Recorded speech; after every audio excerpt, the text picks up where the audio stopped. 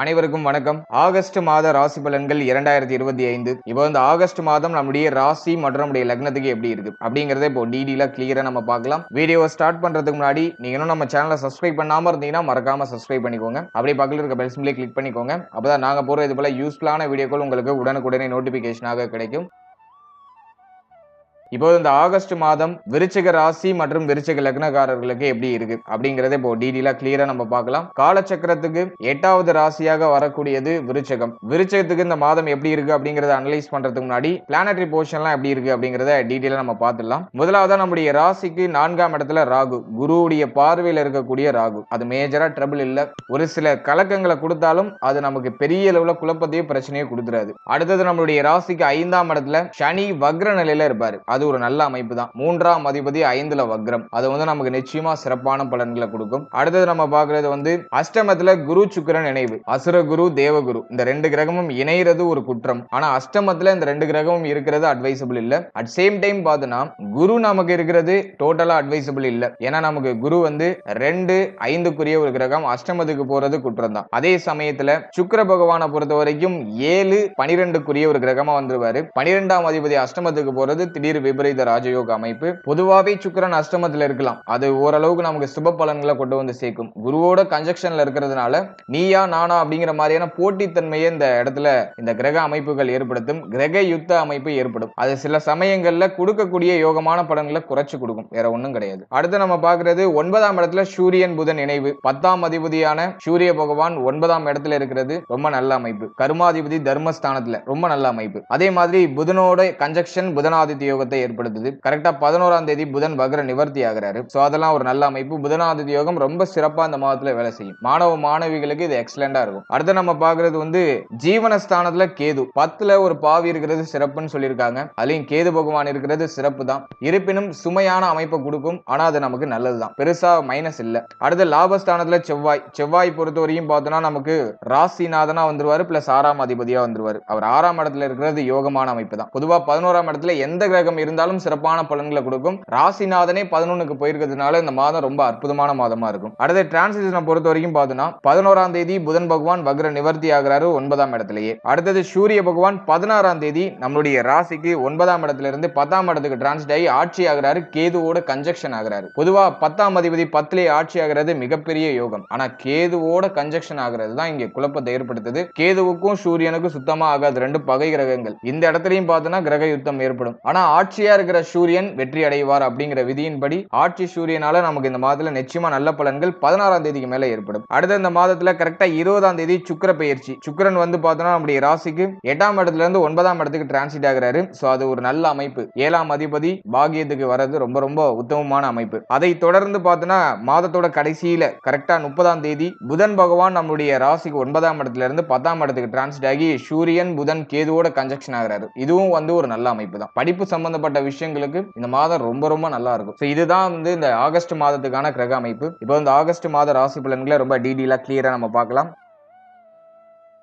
முதலாவதா நம்முடைய ராசிநாதன் லாபஸ்தானத்துல இருக்காரு. இது இந்த மாதத்துல எந்த மாதிரி பலன்களை கொடுக்கும் அப்படின்னு நம்ம பார்க்கும்போது பொருளாதாரம் சார்ந்த விஷயங்களை ஒரு தன்னிறைவை கொடுத்துரும். பொருளாதாரம் சார்ந்த வகையில ஒரு அற்புதமான வளர்ச்சியும் முன்னேற்றத்தையும் கொடுக்கும். பண தேவை அதிகமாக இருந்தாலும் உங்களுடைய மனமானது ஓரளவுக்கு நிவர்த்தி அடையும், திருப்தி அடையும். அந்த அளவுக்கு பொருளாதாரம் நமக்கு கிடைச்சிடும். வெளியில கொடுத்த பணம் இப்ப கைக்கு வரும். கடன் பிரச்சனையில இருக்கிறவங்க இப்ப கடனை கட்டி முடிக்கிறதுக்கான வாய்ப்புகள் கிடைக்கும். ஏன்னா 6ஆம் அதிபதி 11ஆம் இடத்துல. உங்களுடைய கடன் சுமைகள் குறையும். கடன் பிரச்சனைகள் இருக்கீங்கன்னா கடன் சார்ந்த விஷயங்கள்ல இருந்து வெளில வரது ஒரு ஏதுவான மாதமா இந்த மாதம் இருக்கும். இந்த கடன் சுமையெல்லாம் கட்டி முடிப்பீங்க, இந்த சுமையெல்லாம் குறைப்பீங்க. சோ அதுக்கு இந்த மாதம் ரொம்ப ஃபேவரா இருக்கு. அடுத்த மூத்த சகோதரத்துவத்தால ஆதாயம் ஏற்படும். மூத்த சகோதரத்துவம் சார்ந்த வகையில நிறைய சப்போர்ட் கிடைக்கும் இந்த மாதத்துல. அதே மாதிரி உங்களுடைய நீண்ட நாள் ஆசைகள், ரொம்ப நாளா உங்க மனசுக்குள்ள ஒரு ஆசை இருக்கும், அந்த ஆசையை இப்ப நிறைவேற்றுறதுக்கு முயற்சி பண்ணுவீங்க. அந்த முயற்சி வெற்றியை தரும். எனவே லாபஸ்தானத்துல இருக்கிற செவ்வாய் பொருளாதார வரவு, பொருளாதார ரீதியா ஒரு தன்னிறைவு, பொருளாதார மாற்றம் இதெல்லாம் சிறப்பான முறையில கொடுத்துரும். அடுத்தது 10ஆம் இடத்துல இருக்கிற கேது தொழில் உத்தியோகம் சார்ந்த வகையில இருந்த குழப்ப குழப்பங்களுக்கு ஓரளவுக்கு நிவர்த்தியை கொடுத்துரும். போன மாதத்துல இருந்த குழப்பம் இந்த மாதத்துல சரியாகும். எதை நோக்கி பயணிக்கணும் அப்படிங்கிற ஒரு புரிதல் தெளிவு கிடைக்கும். இருப்பினும் 10ல கேது இருக்கும்போது பணிச்சுமை அதிகமா இருக்கும். நிறைய பேருக்கு வந்து பார்த்தோன்னா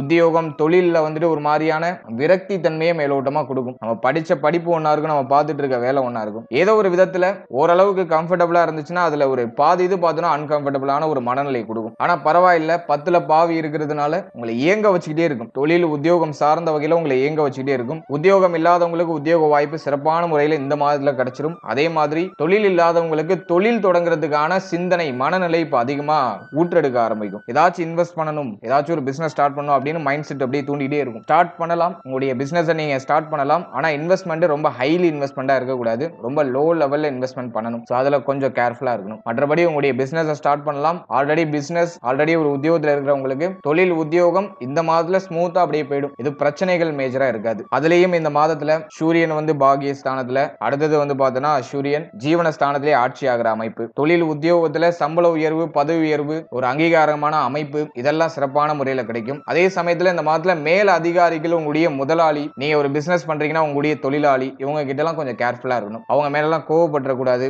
அவசரப்பட்டு வார்த்தைகளை விட்டுறக்கூடாது. ஸோ அதுல மட்டும் நம்ம கொஞ்சம் கவனம் செலுத்திக்கிறது நல்லது. மற்றபடி பெருசா பிரச்சனைகள் இல்லை, எல்லாம் அப்படியே ஸ்மூத்தா நியூட்ரலா எடுத்துட்டு வந்துடும்.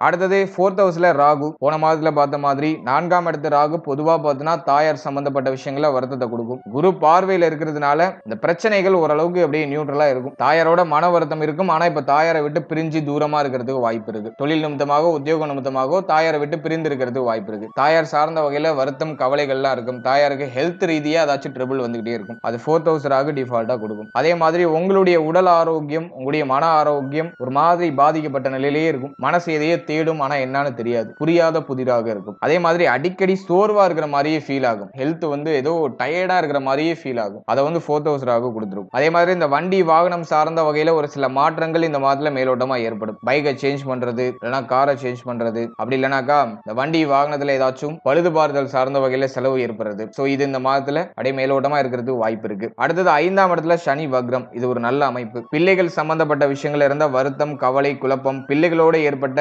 மனஸ்தாபங்கள் இதெல்லாம் இப்ப சரியாகும். பிள்ளைகளுக்கு உடல் ஆரோக்கிய ரீதியா ஏதாச்சும் பிரச்சனை இருக்குன்னா அதுவும் இப்ப சரியாகும். பிள்ளைகள் சொல் பேச்சை கேட்க மாட்டாங்க அப்படின்னு சொல்லிட்டு ஏதாச்சும் வருத்தம் இருந்துச்சுன்னா இப்போ உங்களுடைய சொல் பேச்சை கேட்பாங்க, உங்களுக்கு சப்போர்ட்டிவா இருப்பாங்க பிள்ளைகள். சோ அந்த மாதிரி பிள்ளைகள் சார்ந்த வகையில் இருந்த வருத்தம்லாம் சரியாகும். குழந்தை பாகியம் இல்லாதவங்களுக்கு இந்த மாதத்துல குழந்தை பாகியத்துல நல்ல செய்தி கிடைச்சிடும். போன மாதத்தோட கண்டினியூஷன் இந்த மாதத்துல சிறப்பான முறையில் ஒரு நல்ல ரிசல்ட் கிடைக்கும். உங்களுடைய முயற்சிகளை செய்யுங்க, குழந்தை பாகியத்துல நல்ல செய்திகள் கிடைக்கும். ராகு 4ஆம் இடத்துல இருக்கும்போது பொதுவா பார்த்தோன்னா அலைச்சல் அதிகமா கொடுக்கும். பிரெக்னன்சிக்கு ட்ரை பண்றவங்க இந்த வண்டி வாகனத்துல அதிகமா அலையாதீங்க, அதிகமா டிராவல் பண்ணாதீங்க. அதே மாதிரி ஹெல்த்தியா சாப்பிடுங்க, டயத்துக்கு தூங்குங்க. தூக்கமின்மை அப்படிங்கிற பிரச்சனை இப்ப அதிகமா இருக்கும். டயத்துக்கு சாப்பிட்டுட்டு டயத்துக்கு தூங்குங்க, மைண்ட் ரிலாக்ஸா வச்சுக்கோங்க. டிராவலிங் எல்லாம் முடிஞ்ச அளவுக்கு அவாய்ட் பண்ணிக்கோங்க. இதெல்லாம் நீங்க கொஞ்சம் மேனேஜ் பண்ணிட்டீங்கன்னா குழந்தை பாகியம் சார்ந்த வகையில ஒரு சில மருத்துவ செலவுகளின் அடிப்படையில சுப செய்திகள் அப்படிங்கிறது நிச்சயமாக கிடைக்கும். அடுத்த பூர்வீக சொத்து, குலதெய்வம் சார்ந்த வகையில இருந்த தடை தாமதம் இதெல்லாம் இப்ப சரியாகும். பூர்வீக சொத்துல இருந்த பிரச்சனைகள் நிவர்த்தி ஆகிறதுக்கான வாய்ப்பு அதிகபட்சம் இருக்கு. அடுத்த அந்த காதல் உறவுல இருந்த குழப்பம், வருத்தம், கவலை அதெல்லாம் இப்போ ஓரளவுக்கு நியூட்ரல் ஆகும். அந்த பிரச்சனைகள்லாம் ஓரளவுக்கு குறையும். இருப்பினும் 5ஆம் அதிபதி அஷ்டமத்துல இருக்கிறதுனால அது அப்படியே மேலோட்டமா ஏதோ ஒரு மாதிரி உள்ளுக்குள்ள உங்களை உறுத்திட்டே இருக்கிற மாதிரி ஃபீல் ஆகும். ஏன்னா 5ஆம் அதிபதி அஷ்டமத்துல இருக்கிறதுனால என்னதான் வந்து மேலோட்டமா சரியாகிற மாதிரி இருந்தாலும் உள்ளுக்குள்ள ஏதோ ஒரு மாதிரி காயம் இருந்துகிட்டே இருக்கும். அது வந்து இந்த குரு பயிற்சி வரைக்கும் டிஃபால்ட்டா இருக்கும். அதெல்லாம் கொஞ்சம் பொறுமை தேவை, நிதானம் தேவை. அதை மட்டும் நீங்க கொஞ்சம் கடைபிடிச்சுக்கிறது நல்லது. அவசர முடிவுகள் எதுலையும் எடுக்கக்கூடாது, உணர்ச்சி வசப்படக்கூடாது. அதுல ரொம்ப கேர்ஃபுல்லா இருக்கணும். அடுத்து நம்ம பாக்குறது குரு சுக்கிரன் இணைவு. 12ஆம் அதிபதி அஷ்டமத்துக்கு போறது யோகமான அமைப்பு தான். 7ஆம் அதிபதி அஷ்டமத்துக்கு வர்றது கொஞ்சம் குற்றமான அமைப்பு. இந்த மாதத்தை பொறுத்த வரைக்கும் ஹெல்த்ல கொஞ்சம் கவனமா இருங்க. அஷ்டம குரு நடக்குது, அது உடல் ஆரோக்கிய ரீதியா ஏதாச்சும் ட்ரபிள கொடுத்துக்கிட்டே இருக்கும். ஹெல்த்ல ஒரு ஸ்டேபிளான ஒரு சிச்சுவேஷனை கொடுக்காது. அதனால ஹெல்த்ல கொஞ்சம் டிஃபால்ட்டா கவனமா இருக்கிறது ரொம்ப நல்லது. அடுத்தது நம்ம பாக்குறது வந்து உடைய கழிவு நீக்க உறுப்புகள், வயிறு சம்பந்தப்பட்ட விஷயம் இதுல எல்லாம் கொஞ்சம் கவனமா இருங்க. காரசாரமான உணவுகளை இந்த மாதத்துல கொஞ்சம் குறைச்சிக்கிறது நல்லது. அடுத்தது உங்களுடைய தோல் சம்பந்தப்பட்ட விஷயம், ஸ்கின் டிசீஸ் ஏதாச்சும் வரது வாய்ப்பு இருக்கு. உடைய தோல், உடைய மார்பக பகுதிகள், சோ இதுல எல்லாம் கொஞ்சம் கவனமா இருக்கணும். இதுல ஏதாச்சும் வலிகள் ஏற்படுறதுக்கான வாய்ப்பு இருக்கு. அதே மாதிரி இந்த தொடை பகுதி, இடுப்புக்கு கீழே இருக்கிற பகுதிகளில் கொஞ்சம் கவனமா இருக்கிறது நல்லது. கேது வந்து 10ஆம் இடத்துல இருக்கிறதுனால கால் வலி அதிகமா இருக்கும். கால் வீக்கம் ஆகுறது, கால்ல ஏதாச்சும் வலி அடிக்கடி இருக்கிறது, இதெல்லாம் டிஃபால்ட்டா இருக்கிறதுக்கு வாய்ப்பு இருக்கு. இதுல எல்லாம் கொஞ்சம் நம்ம கவனமா இருக்கிறது நல்லது. அடுத்தது நம்ம பாக்குறது திருமண முயற்சி, திருமண வாழ்க்கை. இந்த மாதத்தை பொறுத்த வரைக்கும் திருமண முயற்சியில இருக்கிறவங்க கொஞ்சம் பொறுமையா செயல்படுறது நல்லது. ஏன்னா சனி வந்து வக்ர வக்ரமாகி 7ஆம் இடத்தை பாக்குறாரு. அது ஓரளவுக்கு நல்ல அமைப்பு தான். சனியுடைய பார்வை இப்ப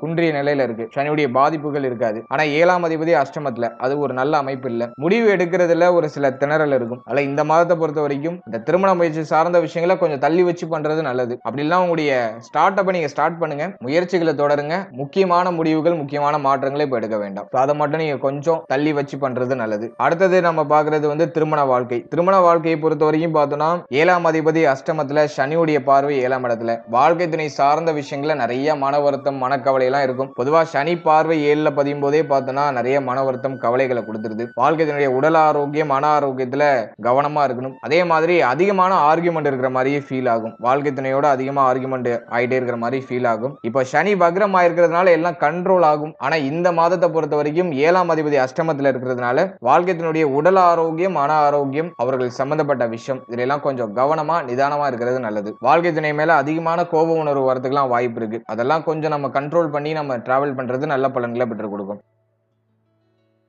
அடுத்தது மாணவ மாணவிகளை பொறுத்த வரைக்கும் சூரியன் புதன் இணைவு ரொம்ப நல்லா இருக்கு. மாதத்தோட செகண்ட் ஹாஃப்ல சூரியன் ஆட்சி, மேலும் புதனும் வந்து அதோட கன்ஜெக்ஷன் ஆயிடுறாரு.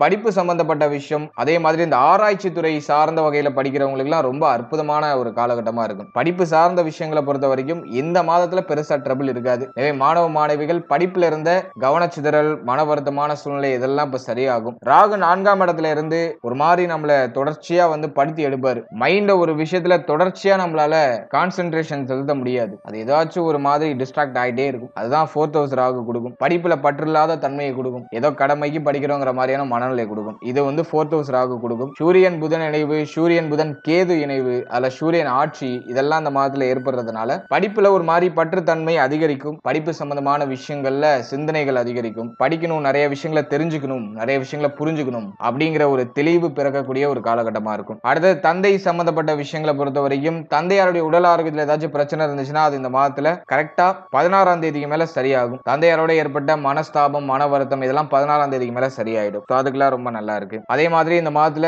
குடும்ப வாழ்க்கையில இருந்த மன வருத்தம், குடும்ப உறுப்பினர்களோட ஏற்பட்ட மன வருத்தம் அதெல்லாம் அப்படியே சரியாக ஆரம்பிக்கும். ஏன்னா சனி பார்வை அப்படிங்கிறது கொஞ்சம் மங்கிய நிலையில இருக்கு. சனி வக்ரம் ஆயிருக்கிறதுனால குடும்பத்துல இருந்த குழப்பம், கலக்கம், வருத்தம் இதெல்லாம் சரியாகும். குடும்பத்துல அதிகமான ஆர்குமெண்ட்லாம் இருந்திருக்கும் கடந்த காலகட்டங்கள்ல, அதெல்லாம் இந்த மாதத்துல டோட்டலா குறையும். அதுக்கெல்லாம் இந்த மாதம் ரொம்ப சிறப்பா இருக்கு. ஓவரால் அந்த ஆகஸ்ட் மாதத்தை பொறுத்த வரைக்கும் நிறைய சுப மாற்றங்கள் உண்டு. ஆனா வாழ்க்கை துணை, திருமண முயற்சி, அதே மாதிரி உங்களுடைய உடல் ஆரோக்கியம் இது சம்பந்தமான விஷயங்கள்ல மட்டும் கொஞ்சம் கவனமா இருங்க. மற்ற விஷயங்கள்லாம் உங்களுக்கு சுபத்துவமா தான் இருக்கு. மற்ற விஷயங்கள்லாம் அப்படியே குழம்பி உங்களுக்கு சாதகமா வந்து முடிஞ்சிடும். அல்ல தேவையில்லாத யோசனை எல்லாம் விட்டுட்டு மைண்டை ரிலாக்ஸா வச்சு டிராவல் பண்ணுங்க. அது உங்களுக்கு சுபமான நல்ல ஒரு மாற்றமான பலன்களை பெற்றுக் கொடுக்கும். வாழ்த்துக்கள்.